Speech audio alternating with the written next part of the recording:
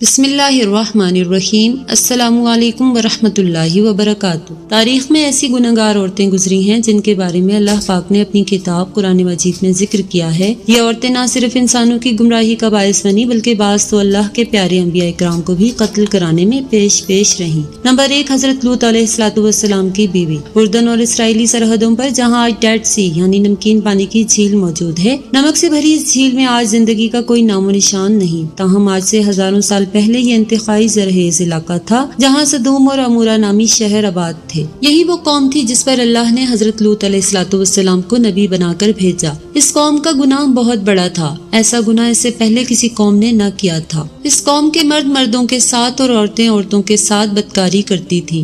حضرت لوط علیہ السلام کی بیوی جس کا نام واحلہ تھا، وہ بظاہر تو حضرت لوط علیہ السلام کی بیوی ہی تھی، لیکن وہ اندر سے کافروں کے ساتھ ملی ہوئی تھی۔ وہ اپنی قوم کا ساتھ دیتی تھی۔ اس بیوی کے لیے اور کیا بد نصیبی ہوگی کہ یہ عورت ساری زندگی ایک نبی کے ساتھ رہتے ہوئے بھی اللہ کے حکم کی نافرمان رہی۔ جب حضرت لوط علیہ السلام کی قوم نے آپ کی باتوں کو ماننے سے انکار کیا تو اللہ کے فرشتے ان نوجوانوں کی صورت میں اس بستی میں ظاہر ہوئے جو حضرت لوط علیہ السلام کے گھر میں قیام پذیر ہوئے۔ حضرت لوط علیہ السلام کی بیوی جو اپنی قوم سدوم کے ساتھ ملی ہوئی تھی، اس نے جا کر اپنی قوم کو بتا دیا کہ نوجوان ہمارے گھر ٹھہرے ہیں۔ ان لوگوں نے حضرت لوط علیہ السلام کے گھر کو چاروں طرف سے گھیر لیا۔ اس پر فرشتوں نے حضرت لوط علیہ السلام کو اور اس کی قوم پر عذاب لانے کی خبر سے آگاہ کیا اور آپ علیہ السلام کو حکم دیا کہ آپ اپنے گھر والوں کو لے کر یہاں سے نکل جائیے۔ حضرت لوط علیہ السلام ابھی راستے میں ہی تھے کہ ان لوگوں پر اللہ کی طرف سے پتھروں کی بارش ہونا شروع ہو گئی۔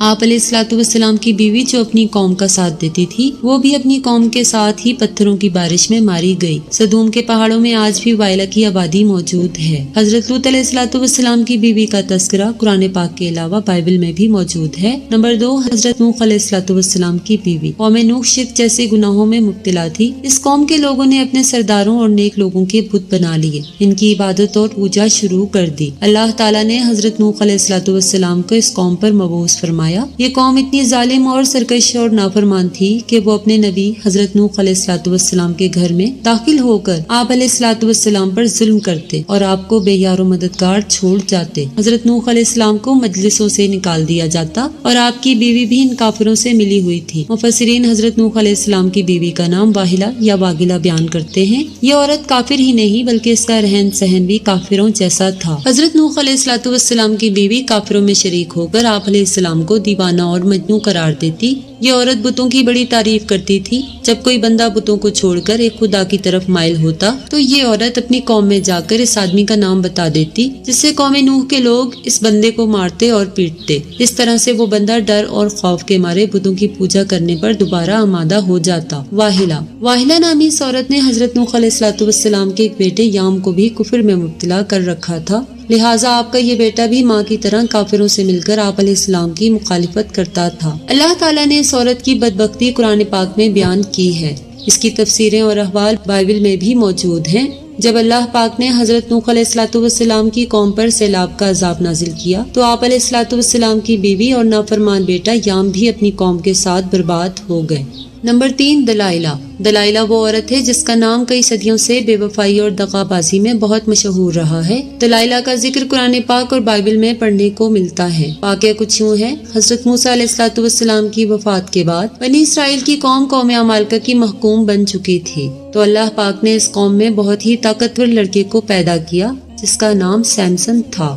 سیمسن اس قدر طاقتور تھا کہ وہ اکیلا ہی 1000 بندوں کا مقابلہ کر لیتا تھا۔ قوم بنی اسرائیل اس بندے کی صلاحیتوں اور بہادری دیکھتے ہوئے سیمسن کو اپنے قاضی کے عہدے پر فائز کر دیا اور سیمسن کی طاقت کے ذریعے قوم عمالقہ پر فتح حاصل کرنے کی کوشش میں لگ گئے۔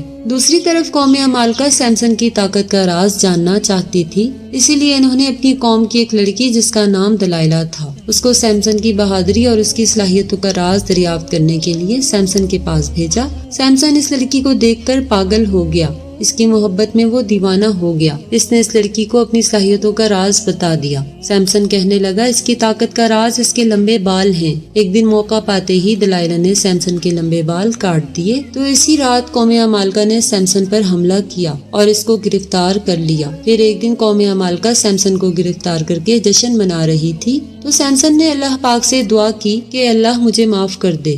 اللہ پاک نے سیمسن کی دعا کو قبول کرتے ہوئے اس کی تمام طاقت واپس لوٹا دی۔ جس ستون کے ساتھ سیمسن کو باندھا گیا تھا، سیمسن نے اس ستون کو اپنی طاقتوں سے کھینچا تو سارے کا سارا محل زمین بوس ہو گیا، جس کے نتیجے میں دلائلہ اور قوم عمالقہ کے بے شمار لوگ موت کی گھاٹ اتر گئے۔ نمبر 4، جائزبل۔ جائزبل لبنان کے بادشاہ کی بت پرست بیٹی تھی۔ اس کی شادی قوم بنی اسرائیل کے بادشاہ عقیب سے ہوئی تھی۔ جائزبل نے نہ صرف عقیب کو بتوں کی پوجا پر لگایا بلکہ تمام ریاست میں ایک خدا کو ماننے کے بجائے بے شمار بت بنا دیے تاکہ لوگ ان بتوں کی پوجا کرتے ہوئے گمراہی سے باہر ہی نہ نکلے۔ ایک دن قوم کے نیک بندے یرمیہ علیہ السلام نے جائزبل اور اس کے شوہر کو کہا کہ تم سب لوگ بتوں کی پوجا کرنے کے بجائے ایک خدا کی عبادت کیا کرو، اسی میں تمہاری بھلائی ہے۔ اس ظالم عورت نے حضرت یرمیہ علیہ السلام کے ساتھ کھڑے ایک بوڑھے شخص پر شدید وار کیا جس سے وہ وہیں پر شہید ہو گیا۔ تو حضرت یرمیہ علیہ السلام نے اس عورت کو بد دعا دی، بہت جلد تیرے حسین و جمیل بدن کو کتے نوچ نوچ کر کھائیں گے۔ اس کے بعد اللہ پاک نے اس قوم پر حضرت الیاس علیہ السلام کو بھیجا، تاہم یہ ملکہ ایمان لانے کے بجائے آپ علیہ السلام کو بھی مارنے کے لیے تیار ہو چکی تھی۔ پھر ایک دن حضرت یرمیہ علیہ السلام کی بد دعا رنگ لائی اور ملک اسرائیل پر سرحدوں کے قبائلی وحشیوں نے حملہ کر دیا۔ ان لوگوں نے ملکہ جائزبل کو زخمی حالت میں سڑک پر پھینک دیا، یہاں تک کہ بہت سے جنگلی کتے جائزبل کے ارد گرد جمع ہو گئے۔ کتوں نے اس لاش کو نوچ نوچ کر کھایا۔ نمبر 5، اتالیہ۔ اتالیہ حضرت الیاس علیہ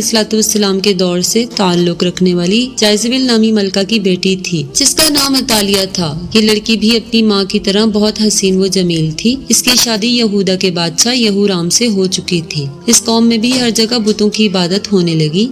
اس قوم پر بھی وحشی لوگوں نے حملہ کیا جس وجہ سے وحشیوں نے یہورام کو بھی قتل کیا، لیکن یہ بادشاہ ایک غار میں چھپ گیا جس وجہ سے اس غار میں اس بادشاہ کی موت ہو گئی۔ جب وحشی ملکہ اتالیہ اور اس کی بیٹی اغزالیہ کو اپنے ساتھ ہی لے گئے، ان ماں بیٹیوں کو بہت زیادہ ذلیل و رسوا کرنے کے بعد دونوں کو آزاد کیا۔ اس کے بعد اتالیہ نے بتوں کی عبادت سے توبہ کر کے حضرت موسیٰ علیہ السلام کے مذہب پر ایمان لے آئی، لیکن اس تبدیلی کو سال بھی نہ گزرا تھا کہ اتالیہ پھر کفرانہ کاموں کی طرف لوٹ گئی۔ اس کی بیٹی کے قتل کے بعد ملکہ اتالیہ کو ہی سلطنت یہودا کا تاج پہنا دیا گیا۔ اس نے اپنی دولت کے نشے میں آ کر اپنے پوتوں کو قتل کروا دیا، پھر اپنی رعایا پر بھی ظلم و ستم کرنے لگی۔ تاہم اس کا ایک پوتا جو اس سے جان بچانے میں کامیاب ہو گیا تھا، یہودا کے لوگوں نے اسے اپنا بادشاہ بنا لیا۔ یہ ملکہ اتالیہ اپنے محل کے باہر اپنی ہی قوم کے ہاتھوں بہت ہی ذلیل و رسوا ہو کر مر گئی۔ اتالیہ کا ذکر بھی بائبل میں تفصیل کے ساتھ موجود ہے۔ Number 6، Herodias. ناظرین گرامی، ہیروڈیاس کو اگر تاریخ انسانی کی سب سے گنہگار عورت کہا جائے تو غلط نہ ہوگا، کیونکہ یہ عورت حضرت یحییٰ علیہ السلام کے قتل کی ذمہ دار ہے۔ یہ حضرت عیسیٰ علیہ السلام کی پیدائش سے چند برس پہلے کی بات ہے کہ ہیروڈیاس ایک غریب اور حسین و جمیل لڑکی تھی۔ فلسطین کے خاندان کی بہو بن گئی۔ ابتدا میں اس کی شادی شہنشاہ کے دوسرے بیٹے ہیروڈ سے ہوئی اور اسی ہیروڈیاس کے گھر ایک لڑکی پیدا ہوئی۔ تاہم جب وراثت کی تقسیم کے بعد ہیروڈیاس نے دیکھا کہ سب سے زیادہ طاقت تو فلپ کے بھائی اینٹی پاس کے پاس ہے، اس نے بھی اپنے شوہر کو چھوڑ کر اینٹی پاس سے شادی کر لی۔ انہی دنوں اللہ کے پیارے نبی حضرت یحییٰ علیہ السلام، جنہیں اہل کتاب یوحنا کے نام سے پکارتے ہیں، وہ لوگوں کو درس و تدریس دینے لگے۔ ہیروڈیاس کو آپ کی دینی باتیں پسند نہ تھی، جس کی وجہ سے اس نے حضرت یحییٰ علیہ السلام کو بھی گرفتار کروا دیا۔ ہیروڈیاس نے کافی بار کوشش کی کہ وہ اپنے شوہر اینٹی پاس سے آپ علیہ السلام کے قتل کے احکامات جاری کروا دے، تاہم اینٹی پاس ایسا نہ کر سکا۔ ہیروڈیاس کی بیٹی سلومی جب جوان ہوئی تو اس نے حضرت یحییٰ علیہ السلام کی معصومیت اور نور کو دیکھا تو آپ علیہ السلام پر فدا ہو گئی۔ اس نے آپ علیہ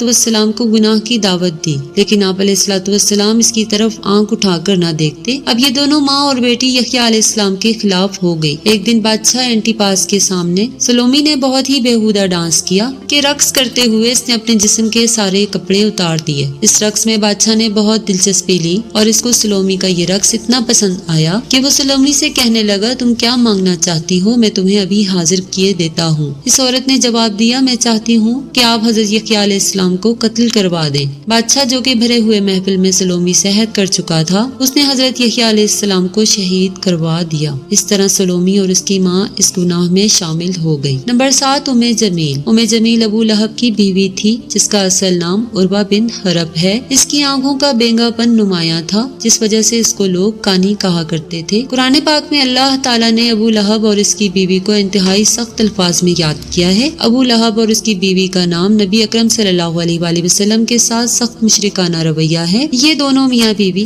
آپ علیہ السلام کو تکلیف اور اذیت پہنچانے کا کوئی بھی موقع ہاتھ سے نہ جانے دیتے تھے۔ روایت کے مطابق ام جمیل نبی کریم صلی اللہ علیہ وآلہ وسلم کی راہ میں کانٹے بچھایا کرتی تھی۔ جب سورہ لہب نازل ہوئی تو ابو لہب کی بیوی غصے سے بے قابو ہو گئی اور بہت ہی بڑا پتھر اٹھا کر مکے میں رسول کریم صلی اللہ علیہ وآلہ وسلم کی تلاش میں نکل پڑی۔ یہ کعبے میں حضرت ابوبکر کے سامنے ایسی حالت میں آئی کہ اس کے منہ سے جھاگ نکل رہی تھی۔ یہ نبی کریم صلی اللہ علیہ وآلہ وسلم کے خلاف انتہائی نازیبا الفاظ بولتی رہی، حالانکہ آپ صلی اللہ علیہ وآلہ وسلم اس وقت حضرت ابوبکر کے ساتھ ہی موجود تھے، لیکن اللہ تعالیٰ کی رحمت و کرم سے ام جمیل آپ علیہ الصلوۃ والسلام کو دیکھ ہی نہ سکی۔ وہ وہاں سے گھر کی طرف روانہ ہو گئی۔ بے شک ام جمیل تاریخ کی بدبخت ترین خواتین میں شامل ہے، کیونکہ اس نے نبی آخر الزماں سرور کائنات وجہ تخلیق کائنات حضرت محمد مصطفیٰ صلی اللہ علیہ وآلہ وسلم کو بے شمار تکلیفیں پہنچائیں۔ ناظرین، امید کرتے ہیں آپ کو ہماری آج کی ویڈیو پسند آئی ہوگی۔ اپنے دوستوں کے ساتھ شیئر ضرور کریں، اور اگر آپ ہمارے چینل پر نئے ہیں تو سبسکرائب ضرور کریں۔ ملتے ہیں نیکسٹ ویڈیو میں، اجازت دیجیے، اللہ حافظ۔